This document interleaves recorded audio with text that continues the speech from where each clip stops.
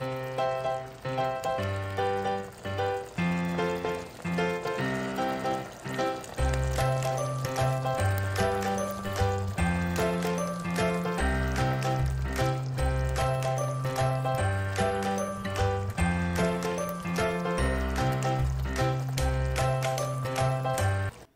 guys! For today's vlog, magluluto tayo ng ginataang tilapia.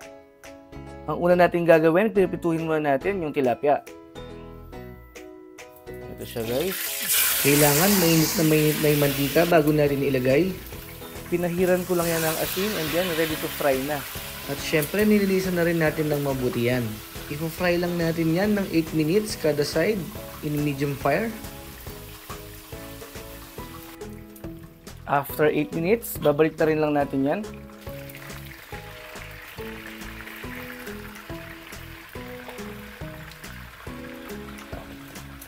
Then, continue pa natin yung pagprito ng another 8 minutes.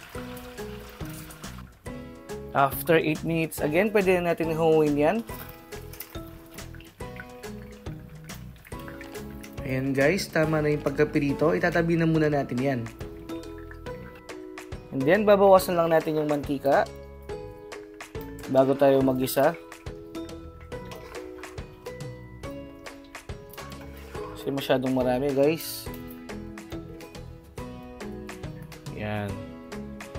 Maglalagay na tayo dito ng 7 pieces na minced garlic.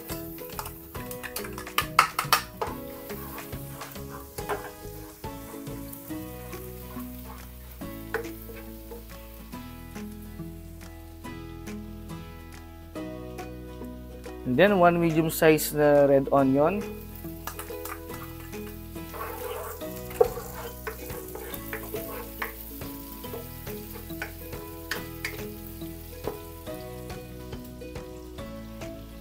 Ilagay na rin natin itong luya. Hiniwa ko lang siya ng ganyan. Ituloy pa natin yung pag-isa ng mga 2 minutes or hanggang sa mga amoy na yung ginigisa natin.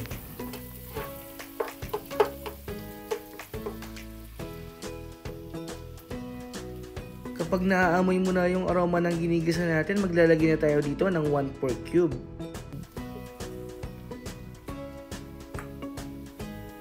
Tutunawin lang natin yan.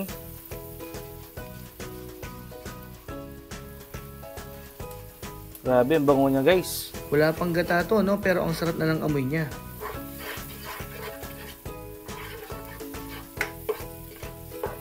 Then, pag tunaw na, ilagay na natin itong 400 ml na coconut milk.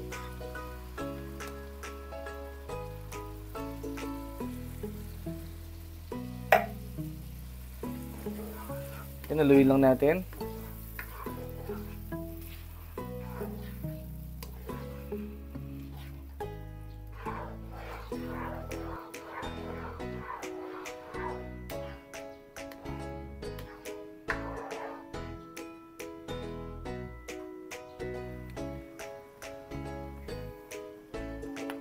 Kapag kumukulo na, timplan na natin siya ng pepper.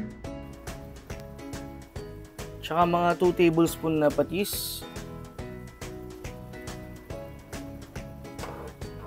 Haluin lang natin ng mabuti.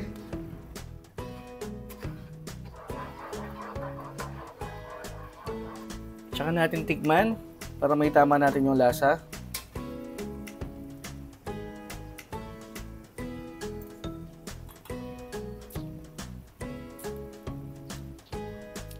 Kapag okay na guys, lagyan na natin itong siling pangsigang natin.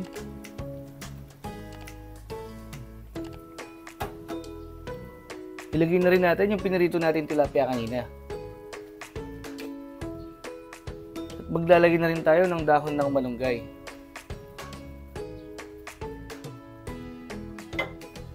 Then, continue pa natin yung pagluto ng mga ilang minuto. Siguro mga 5 minutes. Then, haluin lang natin siya ng ganyan para hindi madurog yung ating tilapia. Buhusan lang natin siya ng gata.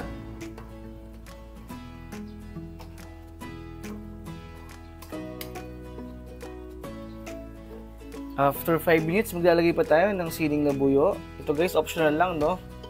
Sa may gusto lang ng manghang. At ituloy pa natin yung pagluto ng mga 3 minutes at pwede na itong iserve. Kung umabot ka sa part ng video na to, maraming salamat sa iyong panonood. At kung hindi ka pa nakasubscribe, mag-subscribe ka na rin. Pakiclick mo na rin yung notification bell para ma-update ka sa mga susunod pa nating videos. Okay guys, hanggang sa muli. Bye! Grabe, ang sarap nito. Nagmamantika na yung gata.